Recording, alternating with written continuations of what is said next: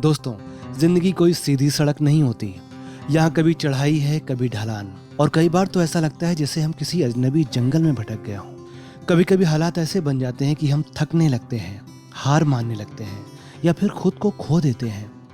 लेकिन ऐसे ही मुश्किल वक्त में जरूरत होती है एक दिशा की, एक सोच की, जो हमें फिर से रास्ते पर ले आए।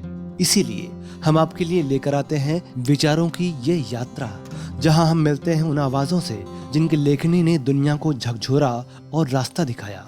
आज हमारे साथ हैं तो ऐसी ही महान आवाजें, एक फिलिस्तीन की आत्मा कहे जाने वाले कवि महमूद दरवेश और दूसरी रूस की साहित्यिक चेतना अलेक्जेंडर पुश्किन।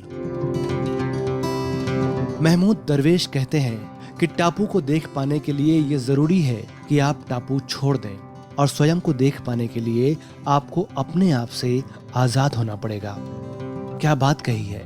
कभी कभी हमें खुद को समझने के लिए अपनी बनी बनाई धारणाओं, अपनी ही सोच की कैद से बाहर आना पड़ता है, क्योंकि दूरी से चीजें साफ दिखती हैं। खुद को पहचानने के लिए, खुद को बेहतर बनाने के लिए, खुद के प्रति तटस्थता। अब सुनिए पुश्किन की सीधी पर गहरी सलाह। वो कहते हैं, अपमान से मत डरो, मुकुट की लालसा मत रखो, प्रशंसा हो या अपमान, दोनों को शांत मन से स्वीकार करो, और सबसे जरूरी बात, कभी किसी मूर्ख से बहस मत करो। कितनी सहज परिपक्वता है इन पंक्तियों में। ये जीवन की उस ऊंचाई की बात कर रहे हैं जहां व्यक्ति न तो अभिमान में डूबता है, न अपमान से टूटता है। अगर आप भी खुद को कभी उलझा हुआ महसूस करें तो इन विचारों को याद रखिएगा। मैं पवन लेता हूं आपसे विदा। फिर मिलेंगे एक नई सोच, एक नई रोशनी के साथ विचार यात्रा के अगले पड़ाव पर।